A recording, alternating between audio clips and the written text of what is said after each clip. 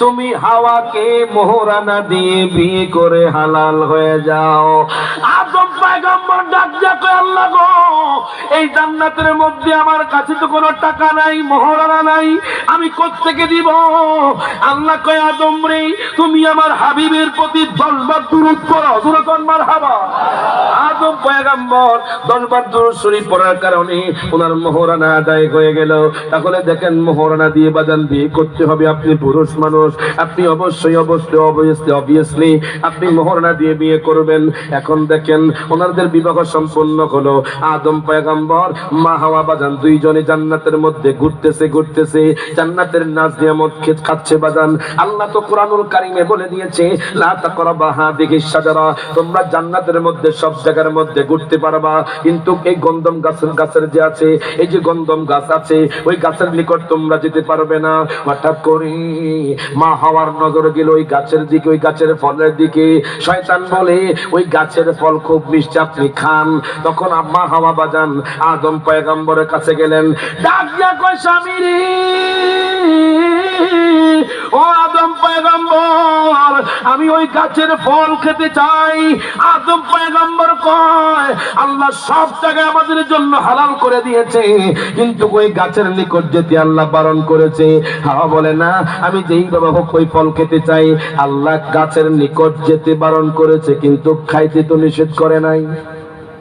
কি যুক্তি দেখেন? আমাদের দেশের মধ্যে ঘরের মধ্যে মহিলাদের যুক্তি আছে না নাই? আছে। ডান হাত তুলে কোন আছে না নাই? স্বামী কয়, আমার কাছে টেহা নাই, আমি কাপড় আনতে পারতাম না। ও তোমার বোন রে যে টেহা দিলা কোত্থেকে পাইলা? কথা কয় না। তুমি যে একটু আগে দোকানের মধ্যে নাস্তা করে আসলা, কোত্থেকে টাকা পাইলাম? মহিলাদের বাজার মনে রাখবেন, মহিলাদের বাম পাজরের হাড্ডি থেকে মহিলাদেরকে সৃষ্টি করা হয়েছে। কথা কোন ঠিক কিনা? এটা হলো একটু বাঁকা হাড্ডি বাজান। বেশি যদি চিপতে যান, হাড্ডিটা ভেঙে যাবে। আর যদি বেশি ভালোবাসেন, আপনার মাথার উপরে বসে বড়ই খাবে। মকাম পাড়ার মা বোনরা কইব, হুজুর আপনারা কি কইলেন? আমার স্বামী বুঝে আমার থেকে দূরে সরে যেত না। মা, আপনাকে ভালোবাসবে, তবে মধ্যম পন্থায়। কথা কয় না। মনে রাখবেন, আব্বা আম্মার ভালোবাসা গুলো মাথায়, স্ত্রীর ভালোবাসা গুলো বুকে। তার হাত তুলে কোন ঠিক যাবে? আমাদের সমাজের মধ্যে বাজান আজকে ঘরে ঘরে এত তালাক কেন? মনে রাখবেন, শাশুড়ি যদি বাজান ছেলের বউকে যদি মেয়ে জানতে পারতো, মেয়ে যদি শাশুড়িকে মা জানতে পারতো, আজকে কোন ঘরের মধ্যে তালাক হতো না। ঠিক যাবে? এই জন্য আমাদের ঘরের মধ্যে আজকে বেশি তালাক। অনেক পুরুষ বাজান কি করবে? আচ্ছা, একটা প্রশ্ন করি, কঠিন প্রশ্ন, যদি আপনারা উত্তর দিতে পারেন আমি মনে করবো আপনারা মোকাম পাড়ার মানুষ সফল। জোরে করে মারহাবা। আচ্ছা দেখুন, ও যুবক ভাই, আপনারা উত্তর দিবেন। একদিকে আপনার আব্বা আম্মা, একদিকে আপনার আব্বা আম্মা, একদিকে আপনার স্ত্রী, গভীর মনোযোগ, একদিকে আপনার স্ত্রী ভুল করেছে আপনার আব্বা আম্মা। এখন বিচার যখন বসেছে, আপনি সামনে, আপনার স্ত্রীও সামনে, এখন বিচার বসেছে, আপনার বাবা বলতেছে আপনার স্ত্রী ভুল করেছে। এখন আপনি কোন, আপনি কি বাবা মায়ের পক্ষে রায় দিবেন না স্ত্রীর পক্ষে? আব্বা আম্মার পক্ষে কারা রায় দিবেন? একটু হাত তোলেন। আমিও মারহাবা কয় না। এখন আমাদের মা বোন, মোকাম পাড়ার মা বোনরা কইব, হুজুর আমগরে বুঝে আপনি ফালাইয়া দিলেন। ফালাইছি না মা, একটু পরে আপনাদের সম্মান আসতেছে। এখন দেখেন, অনেক স্বামী কিন্তু এই কম্পেয়ারটা করতে গিয়ে তালাক দিয়ে দিচ্ছে। কথা ঠিক কিনা বলেন? এই চাপ সহ্য করতে না পেরে অনেক স্বামী ঘর থেকে বের হয়ে যাচ্ছে। কথা ঠিক কিনা? এখন হুজুর সমাধান কি আপনি একটু বলে দেন। জানতে চান? কারা কারা জানতে চান না? আর কারা কারা জানতে চান একটু হাত তোলেন। মাশাআল্লাহ, জোরে কোন মারহাবা। বাজান, আমরা তো সবাই আব্বা আম্মাকেও ভালোবাসি, বিবিকেও ভালোবাসি। কথা ঠিক কিনা? আমারও তো ওয়াইফ আছে, আমি তো আমার ওয়াইফকে ভালোবাসি। কথা ঠিক কিনা? তবে আব্বা আম্মার জায়গায় ওয়াইফকে নিলে হবে না, আবার আব্বা আম্মার ভালোবাসা ওয়াইফের কাছে নিলে হবে না। কথা ঠিক কিনা? এখন দেখেন কম্পেয়ার কেমন করবেন? হুজুর আমার স্ত্রী কিন্তু ভুল করে নাই, আব্বা আম্মা ভুল করছে। এখন আমার আব্বা আম্মা বলছে আমার স্ত্রী ভুল করেছে, আমি কি করতাম? আমি কি আব্বা আম্মার পক্ষে রায় দিতাম? আল্লাহ কোরআনে কয় তোমার আব্বা আম্মার পক্ষে রায় দাও। এখন হুজুর ঘরে গেলে তো আমার বউ তো আমার ছাড়তো না, কি করবো আমি? এখন শোনেন, এই সমাধান নিয়ে যান। ঘরের ভিতরে ঢুকবেন, দরজাটা মারবেন, বলবেন যে আমি তোমারে ভালোবাসি। কথা কয় না, কথা কয় না, কথা কয় না। আচ্ছা আর কোন বেজাল হইব?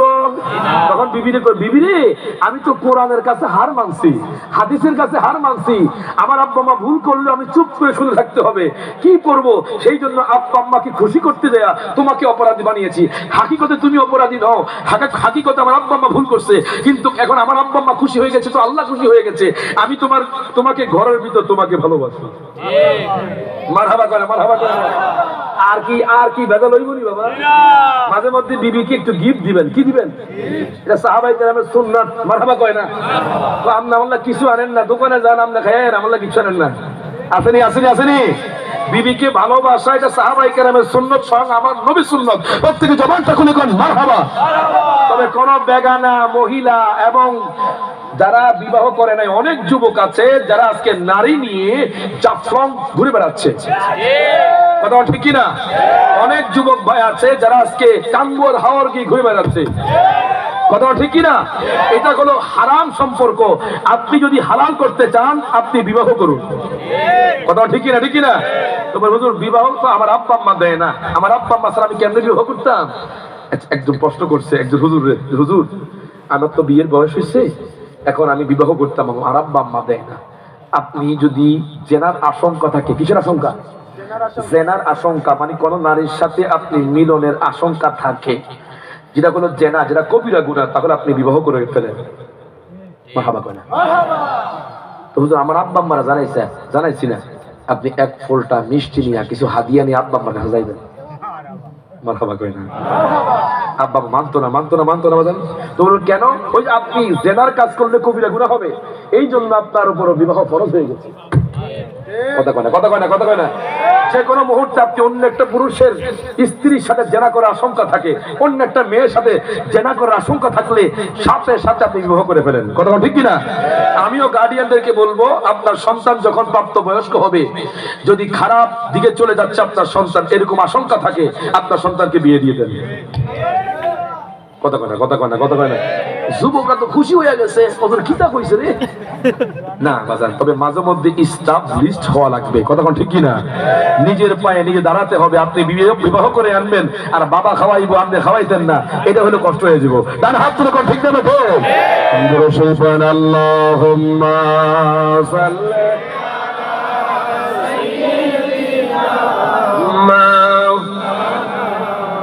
মুহাম্মাদ ওয়া আলা আলিহি নামাও।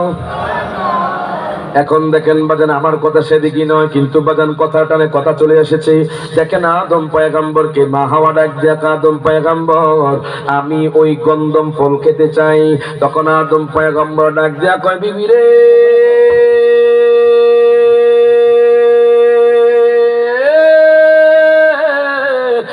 মারহাবা। ও বিবি, আল্লাহ তো কোরআনুল কারীমে বলেছে লা তাকরাবা হাদিহিশ শাজারা, ওই গাছের নিকট যেতে আল্লাহ তাআলা বারণ করেছে, ওই গাছের ফল খাওয়া যাবে না। আল্লাহ তো গাছের নিকট যেতে বারণ করেছে, গাছের ফল তো খাইতে নিষেধ করে নাই। শয়তান তখন ওয়াসওয়াসা দিতে লাগলো, আপনি যান, আপনি ওই গন্ধম ফল নিয়ে আসেন। বাজান গন্ধম ফল নিয়ে আসার পরে উভয়জনে যখন গন্ধম ফল খেলো, খাওয়ার সাথে সাথে আমি কিতাবের মধ্যে পেলাম ওনাদের জান্নাতি পোশাক চলে গেল। আল্লাহ কয়, আদম রে আদম রে, আমি না আপনাকে বলেছি জান্নাতের মধ্যে আপনি নাজ নিয়ামত খাইবেন, কিন্তু ওই গাছের নিকট যাবেন না। যেহেতু আপনারা জান্নাতের ফল খেয়ে ফেলেছেন, ওই গন্ধম গাছের ফল খেয়ে ফেলেছেন, এক্ষুনি আপনারা দুনিয়ার মধ্যে চলে যান। আদম পয়গম্বর মা হাওয়াকে আল্লাহ দুনিয়াতে পাঠিয়ে দিলেন। প্রত্যেকে জবানটা খুলে কোন মারহাবা। এটাও আল্লাহর একটা হিকমা, কথা কোন ঠিক কি না? এটাও আল্লাহর একটা হিকমা। কেন জানেননি? আমার আল্লাহ তাআলা তার হাবিবরে পাঠাবে দুনিয়ার মধ্যে। আল্লাহ তাআলা ইন্নী জাইলুন ফিল আরদি খলিফা, আল্লাহ কয় আমি দুনিয়ার মধ্যে প্রতিনিধি সৃষ্টি করব। এই জন্য আল্লাহ হিকমাতান আদম এবং মা হাওয়াকে একটা হিকমতের সহিত বাগান দুনিয়ার মধ্যে পাঠায়া দিল। আদম পয়গম্বর 1 বছর, 2 বছর, 3 বছর, 4 বছর, 10 বছর, 20 বছর, 100 বছর, 150 বছর, 200 বছর, 250 বছর, 300 বছর, 350 বছর কেঁদেছে। 350 বছর কাঁদার পরে এখন ডাক দেয়া কয় আল্লাহ গো,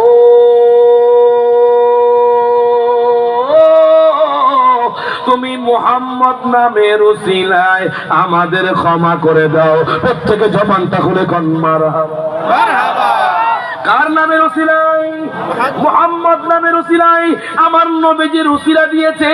আল্লাহ কয় আদম রে কাইফা আরাফতা মুহাম্মাদান, বাজান কিতাবের নাম হলো দালাইলুন নবুওয়া, ইমাম ভাই হাকি নোট করে। আমার আল্লাহ কয় আদম রে তুমি কেমনে মুহাম্মদ নামটা জানলা? আল্লাহ চাইলে তো 100 বছর পরে ক্ষমা করতে পারতো, আল্লাহ চাইলে তো 200 বছর পরে ক্ষমা করতে পারতো, আল্লাহ চাইলে তো 300 বছর পরে ক্ষমা করতে পারতো। আল্লাহ 350 বছর পরে কেন ক্ষমা করলেন? এক্ষুনি বুঝতে পারবেন। আল্লাহ কয় আদম রে তোমাকে তো আমি তখন সৃষ্টি করি নাই, তুমি কেমনে মুহাম্মদের নামটা জানলা? তাহলে এই হাদিস থেকে একটা মাসালা ইস্তেমবাত হয়ে গেছে। আদম পয়গম্বরেও কোটি কোটি কোটি আগে আমার নবী সৃষ্টি। এখন দেখেন বাজান, আদম পয়গম্বর ডাক দিয়া কয় আল্লাহ গো, আপনি যখন খামিরা বানাইয়া আমার মধ্যে যখন রূহ সঞ্চার করলেন, তখন আমি তরাফাতুরাসি, আমি আমার মাথাটা উত্তোলন করে দেখলাম, রাআইতু, আমি দেখলাম আরশান মাকতুবান, আরশের চৌকাঠের মধ্যে লেখা লা ইলাহা ইল্লাল্লাহু মুহাম্মাদুর রাসূলুল্লাহ সাল্লাল্লাহু আলাইহি ওয়াসাল্লাম। আল্লাহ গো, আপনি যখন আমাকে সৃষ্টি করিয়া আমার মধ্যে রূহ দিলেন, আমি আমার মাথাটা উত্তোলন করে দেখলাম আপনার আরশের চৌকাঠের মধ্যে আল্লাহ নামের সাথে মুহাম্মদের নাম। আল্লাহ গো, আমি বুঝতে পারলাম এই মুহাম্মদের অনেক পাওয়ার, আপনি মুহাম্মদকে বেশি ভালোবাসেন। এই জন্য আল্লাহ আমি মুহাম্মদ নামের উসিলা দিয়ে আমি দোয়া চেয়েছি। আল্লাহ কয় আদম রে, আদম রে মুহাম্মদ হলো আমার বন্ধু, এই জন্য আমি তোমাকে ক্ষমা করে দিলাম। জোরে কইতে না মারহাবা। এই জন্য আমি তোমারে ক্ষমা করে দিলাম। কিন্তু কিছু মুনাফিক নবীর শান দেখে না, কথা কয় না, কথা কয় না, কথা কয় না। আচ্ছা বাজান আপনারা কোন তো আল্লাহর নামের সাথে মুহাম্মদের নাম লেখা যাবে নি? যাবে। ডান হাত করে যাবে নি? যাবে। আপনাদের মসজিদের মধ্যে আসেনি? আছে। বাজান দেখবেন মিম্বরের উপরে মেহরাবের উপরে বাজান লেখা আছে লা ইলাহা ইল্লাল্লাহু মুহাম্মাদুর রাসূলুল্লাহ, একসাথে পাশাপাশি আল্লাহ এবং তার রাসূলের নাম। কিন্তু এক ভাই বলে বাজান রে আল্লাহর নামের সাথে মুহাম্মাদের নামটা লেখা যাবে না। এখন আমরা হাদিস পেয়ে গেলাম, আরশের চৌকাঠে আল্লাহর সাথে আমার দয়াল নবীর নাম। হাদিসে আসেনি, আসেনি, আসেনি? আরশের চৌকাঠে, কিন্তু তারা দেখে না, এই জন্য তো কয় ওরে কোরআনে তো নবীজির শান মুনাফিক দেখে না, কোরআনে তো নবীজির শান মুনাফিক দেখে না, ইমানদার দেওয়ানা যেতে চাই মদিনা, ইমানদার দেওয়ানা যেতে রোজা জিয়ারত করতে যে জন যাই হে মদিনা, শাফাআত করবেন দয়াল নবী হাদিসে ঘোষণা। মারহাবা। আমার নবী বলে মান যারা কবরি ওয়াজাবাত লাহু শাফাআতি, নবী কয় যেই ব্যক্তি আমার রওজা জিয়ারত করলো তার জন্য আমার শাফাত ওয়াজিব হয়ে গেল। আমরা তো সেই নবীর রওজা জিয়ারত করতে চাই, কথা কোন ঠিক কিনা? একটা পরীক্ষা হয়ে যাবে বাজান। এই দল হাসানি, এই দল হোসাইনি, এই দল আজমিরি, এই দল বাগদাদি, এই দল শাহজালাল, এই দল শাহপরান। আপনারা চুপ থাকবেন, আপনারা হাত তুলে বলবেন ইয়া রাসূলুল্লাহ। যখন আমি বলবো তাই তো আশেক বলে টান দিব, আপনারা হাত তুলে ইয়া রাসূলুল্লাহ বলতে পারবেন? পারবেন পারবেন পারবেন? আপনারা চুপ থাকবেন, আপনারা বলবেন ওরে তাই তো আশেক মারহাবা। এবার আপনারা চুপ থাকেন, শাহপরানের দল বলবে জুরকন মারহাবা। আপনারা চুপ থাকবেন, আপনারা হাত তুলে বলবেন ওরে তাই তো আশেক। শাহজালালের দল জিততে গেছে। মারহাবা কয় না, মারহাবা কয় না। আরেকবার কি সুযোগ দিমতা করে বাজান? আপনারা চুপ থাকেন, আপনার হাত তুলে কোন ওরে তাই তো আশেক। মাশাআল্লাহ, এখন সমস্যা হয়ে গেছে। যখন মারহাবা, এবার সবাই একসাথে হাত তুলে বলবেন ওরে তাই তো আশেক। সবাই সবাই সবাই সবাই হাত, সবাই হাত, সবাই হাত। ওরে তাই তো আশেক মনে হলে ছোটে যায় মদিনা, তাই তো মনে হলে ছোটে যায় মদিনা। ইমান তার দেওয়ানা যেতে চাই মদিনা, ইমানদার দেওয়ানা যেতে চাই। শাহ কামার সিরাজ মনিরা কুরআনে ঘোষণা, আকাশের চাঁদ ডাকে নবীজি জমিনে আসনা। সব হাত তুলে বলুন ইয়া রাসূলুল্লাহ। ওরে নবীর ডাকে, নবীর ডাকে আকাশের চাঁদ টুকরা হয় দুই খানা। নবীর ডাকে আকাশের চাঁদ টুকরা হয় দুই খানা। ইমানদার দেওয়ানা যেতে চাই মদিনা, ইমানদার দেওয়ানা যেতে চাই। প্রত্যেকে জবানটা খুলে কোন মারহাবা। বাজান আমার কি সময় আসেনি? কি চলতুনি বাজান? এটা মোহাব্বত নিয়ে বসে যান। আমার দয়াল নবী এক্ষুনি আদম বাজান দুনিয়ার মধ্যে আগমন করবে। আল্লাহ আদম পয়গম্বরকে ক্ষমা করে দিলেন। আদম থেকে শীষ, শীষ থেকে আনুস, আনুস থেকে কায়নান, কায়নান থেকে মেহলাইল, মেহলাইল থেকে ইয়ারিদ, ইয়ারিদ থেকে আখলক, আখলক থেকে মুতাওয়াসসিলিহ, মুতাওয়াসসিলিহ থেকে লামেক, লামেক থেকে সাম, সাম থেকে আরফাকশাদ, আরফাকশাদ থেকে রাউ, রাউ থেকে গাবের, গাবের থেকে ফালেক, ফালেক থেকে শালেক, শালেক থেকে নাহর, নাহর থেকে তারেহ, তারেহ থেকে ইব্রাহিম খলিলুল্লাহ। মারহাবা। নবীজির নূর আস্তে আস্তে আস্তে আস্তে আস্তে ইব্রাহিম খলিলুল্লাহ, ইব্রাহিম খলিলুল্লাহ থেকে ইসমাঈল জাবিহুল্লাহ, ইসমাঈল জাবিহুল্লাহ থেকে কাইজার, কাইজার থেকে হামল, হামল থেকে নাবেদ, নাবেদ থেকে হামিসা, হামিসা থেকে উদাদ। আস্তে আস্তে আস্তে আস্তে বাজান আব্দে মানাফ, আব্দে মানাফ থেকে আব্দে হাশিম, আব্দে হাশিম থেকে দাদা আব্দুল মুত্তালিব, আব্দুল মুত্তালিব থেকে বাজান আব্দুল্লাহ, আব্দুল্লাহ থেকে বাজান মা আমিনা রাদিয়াল্লাহু তাআলা আনহা বাজান গর্ভে দিয়ে 570 খ্রিস্টাব্দে 12 রবিউল আউয়াল সোমবার শবে সাদেকের সময় আমার নবী আগমন করেছেন। নবী আগমন করেছেন, জুলুমাত দূর হয়ে গেছে। নবী আগমন করেছেন, অন্ধকার দূর হয়ে গেছে। আমার নবী আগমন করেছি, আলো এসে গেছে। আমার নবী আগমন করেছে, জেনা ব্যভিচার দূর হয়ে গেছে। নবী আগমন করেছি, মদ হারাম হয়ে গেছে। দয়াল নবী আগমন করেছি, জীবন্ত কন্যাকে পুঁতে ফেলা হারাম হয়ে গেছে।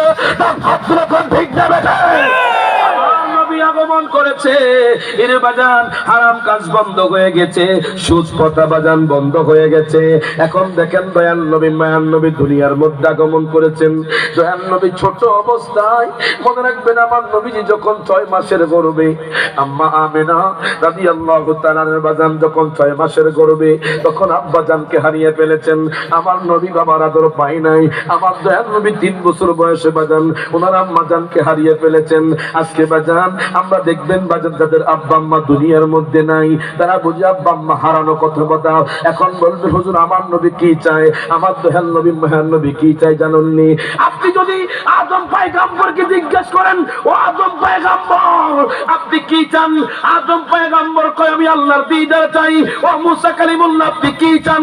মুসা কালিমুল্লাহ কয় আমি আল্লাহর দিদার চাই। ও ঈসা রুহুল্লাহ আপনি কি চান? ঈসা রুহুল্লাহ কয় আমি আল্লাহর দিদার চাই। ও ইসমাঈল জবিহুল্লাহ আপনি কি চান? ইসমাঈল জবিহুল্লাহ কয় আমি আল্লাহর দিদার চাই। ও ইউসুফ পয়গম্বর আপনি কি চান? ইউসুফ পয়গম্বর কয় আমি আল্লাহর দিদার চাই। আর যদি আমার নবীকে জিজ্ঞেস করেন, আমার নবী কয় আমি উম্মতকে জান্নাতে দেখতে চাই। তার হাত ধরে ঠিক না রেখে। এখন দেখেন বাজান দয়াল নবী মায়ার নবী রহমাতুল লিল আলামিন নবী জিন্দা নবী যখন দুনিয়ার মধ্যে আগমন করলেন, আমার নবী মাঝে মধ্যে বাজান খানা ছাড়া দুনিয়ার মধ্যে ছিলেন। নবী চাইলে তো জান্নাতি খাবার এসে যেত বাজান, নবী চাইলে তো হাউজে কাউসার দুনিয়ার মধ্যে এসে যেত। মাঝে মধ্যে আমার দয়াল নবী জীবদ্দশায় বাজান, আজকে তো আমাকে বিষয় দিচ্ছেন নবীর জীবনী, আমার দয়াল নবীর জীবনীতে নবীজি অনেক কষ্ট করেছেন উম্মতের জন্য। নবীজি তায়েফের ময়দানে উম্মতের জন্য অনেক রক্ত জড়িয়েছেন। নবীজিকে বাজান তায়েফের ময়দানে কাফের মুশরিক বাজান যারা যুবক আছে, ওই যুবকরা আমার নবীকে পাথর নিক্ষেপ করেছে। আমার নবীজির রক্ত মুবারক ঝরেছে বাজান উহুদের ময়দানে। দয়াল নবীজি দাম মুবারক শহীদ করে দিয়েছে। দুই হাত তুলে বলেন ইয়া রাসূলুল্লাহ। আমার নবী দুনিয়ার মধ্যে যখন দুনিয়ার মধ্যে ছিলেন, কাফের মুশরিকরা আমার নবীকে অনেক কষ্ট দিয়েছে।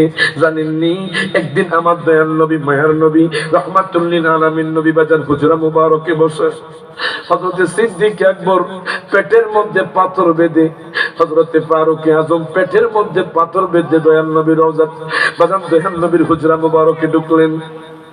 আমি কিতাবের মধ্যে পেলাম ওনারা চোখের পানি ছেড়ে দিয়েছে। ডাক দিয়া কয় নবী গো,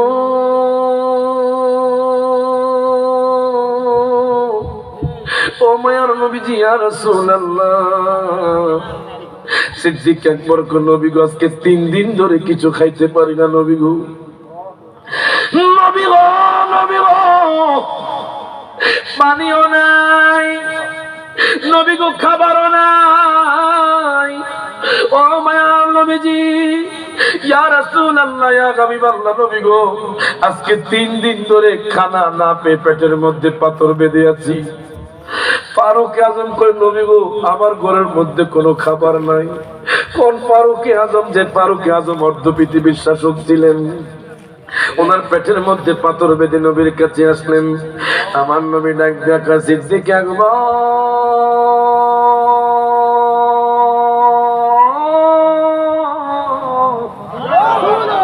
ও সিদ্দিক আকবর দেখো না, দেখো না, দেখো না আমার পেটের মধ্যেও তো পাথর বাঁধা। আমার দয়াল নবীজি মায়ার নবীজি রহমাতুল লিল আলামিন নবীজি নবী ডাক দিয়া আবু বকর রে, আমার ঘরের মধ্যেও কোনো খাবার নাই, আমার ঘরের মধ্যে কোনো পানিও নাই। আচ্ছা কন্ত বাজান নবী চাইলে জান্নাতি খাবার পেতে পারতো কি পারতো না? নবী চাইলে আল্লাহ দিতনি। দেখেন আল্লাহর হাবিব ক্ষুধার্ত, সাহাবায়ে কেরামরা ক্ষুধার্ত, ওনারা তৃষ্ণার্ত। হঠাৎ করে একজন সাহাবী নবীর কাছে আসলেন, ডাক দিয়া কয় নবী গো,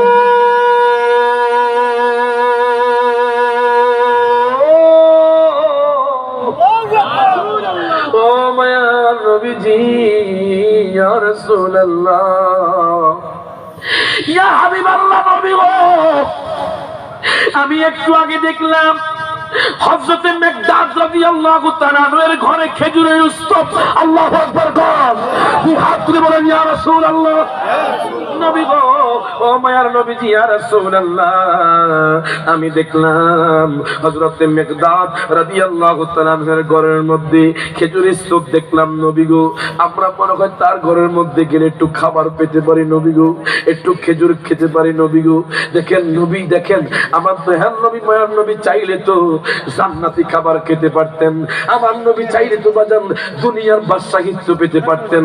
আমার নবী চাইলে তো জান্নাতি পোশাক পরতে পারতেন। কিন্তু দেখেন নবী উম্মতকে শিক্ষা দিচ্ছে, দুনিয়ার সম্পদ তোমাদের জন্য কিছুই না, আখিরাত হলো বড় সম্পদ। ডান হাত তুলে কোন ঠিক যাবে। আমার দয়াল নবী, মায়ার নবী, রহমাতুল লিল আলামিন নবী, জিন্দা নবী, পেটের মধ্যে বাজান পাথর বাঁধা। ওরে বদর খন্দক কাছে যে জায়গায় খুন মোবারক জড়াইলেন সেই জায়গায়, বলেন বদর খন্দক কাছে যে জায়গায় খুন মোবারক জড়াইলেন সেই জায়গায়। ওরে সেই নবীকে বলো বাইরে কেমনে বলা যায়, সেই নবীকে বলো কেমনে বলা যায়, কেমনে যাইব আমি ওই মদিনা। সব হাত তুলে কন্যা, কেমনে যাইব আমরা ওই মদিনা, যেখানে দয়াল নবী কাঁদিয়া কাটায়, যেখানে দয়াল নবী কাঁদিয়া কাটায়, কেমনে যাইব আমরা ওই মদিনা। জোরে কোন মারহাবা। ও আমার মুকাম পাড়ার যুবক ভাইয়েরা, বাজানরা, একটু মহব্বত নিয়ে বসে যান। নবীজির ঘরে আজকে 3 দিন ধরে কোনো খাবার নাই। আমার নবীজির পেট মুবারকের মধ্যে পাথর বাঁধা, সিদ্দিক আকবরের পেটের মধ্যে পাথর বাঁধা, ফারুক আজমের পেটের মধ্যে পাথর বাঁধা, হযরত মিকদাদ রাদিয়াল্লাহু তাআলার ঘরের মধ্যে খেজুরের স্তূপ। একজন সাহাবী দেখে আসলেন, ডাক দিয়া কয়, নবী গো,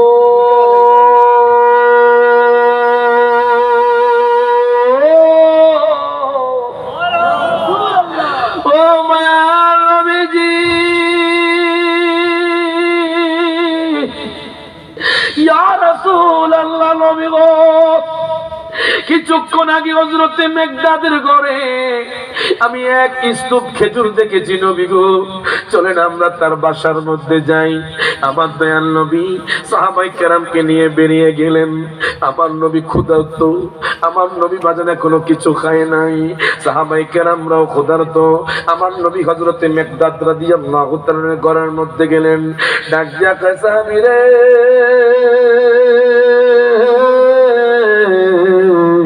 ও সাহাবী, তোমার ঘরে খাবার আসেনি। নবী সাহাবী ডাক দিয়া কয়, নবী গো, আপনি বলেন রহমাতুল লিল আলামিন নবী, নবী গো, আপনি আমার ঘরের মধ্যে কেমনে আসছেন নবী গো? আপনি যদি কইতেন নবী গো, নবী গো, নবী গো, আমি আমার খেজুর বাগান আপনার নামে লিখে দিতাম। আরো জোরে কোন মারহাবা। এখন দেখেন বাজান, হযরত মিকদাদ রাদিয়াল্লাহু তাআলা আনহু উনি চোখের পানি ছেড়ে দিলেন, ডাক দিয়া কয়, নবী গো, আপনার ঘরে খাবার নাই, আমি জানি না নবী গো, ইয়া রাসূলুল্লাহ, গোস্তাকে মাফ করবেন নবী গো, আমার আব্বা আম্মা আপনার কদমে কুরবান নবী গো। সকাল বেলায় আমার ঘরের মধ্যে খেজুর ছিল নবী গো, এখন একটা খেজুরও আমার ঘরের মধ্যে নাই নবী গো। আমি গরিব মিসকিনদেরকে খেজুর বন্টন করে দিয়েছি নবী গো।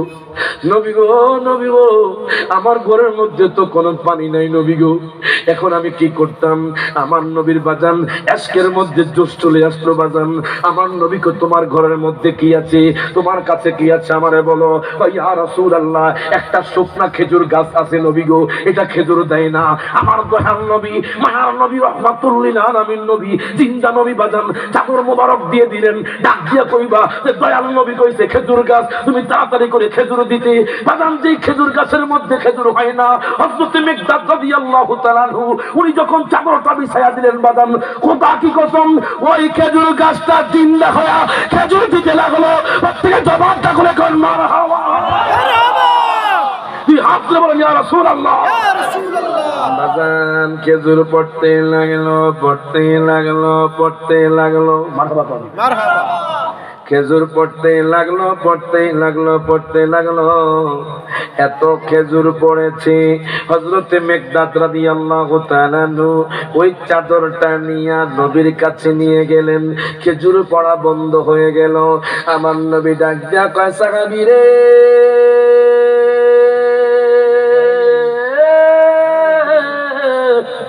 ও সাহাবী শোনো শোনো শোনো, যদি ওই চাদরটা কিয়ামত পর্যন্ত থাকতো, কিয়ামত পর্যন্ত ওই খেজুর গাছ খেজুর দিতেই থাকতো, দিতেই থাকতো। যখন মারহাবা, যদি ওই চাদরটা তুমি কিয়ামত পর্যন্ত বিছিয়ে রাখতে, ওই খেজুর গাছটা খেজুর দিতেই থাকতো, তাহলে দেখেন আমার নবীর সম্মান, আমার নবীর ইজ্জত কত, আমার নবীর পাওয়ার কত। শুধু এটাই না বাজান, আমার দয়াল নবীর জীবদ্দশায় একজন সাহাবী, ওই সাহাবীর নাম হলো মুসআব ইবনে উমাইর। মুসআব ইবনে উমাইর সে খুব অহংকারী ছিল, সে খুব তাকাব্বুরী ছিল, সে দুনিয়ার মধ্যে মানুষদেরকে দাম দিত না, সে নতুন নতুন পোশাক গায়ে দিত। আমি যখন কিতাব খুললাম তখন আমি পেলাম ওনার নাম হলো মুসআব ইবনে উমাইর। আমার নবীর জীবদ্দশায় বাজান ওই মুসআব ইবনে উমাইর ছিল, ওই মুসআব ইবনে উমাইর ইয়াহুদি ছিল। মনে রাখবেন, ইয়াহুদিরা কিন্তু মুসলমানদের ঘোর শত্রু। কথা কয় না, কথা কয় না।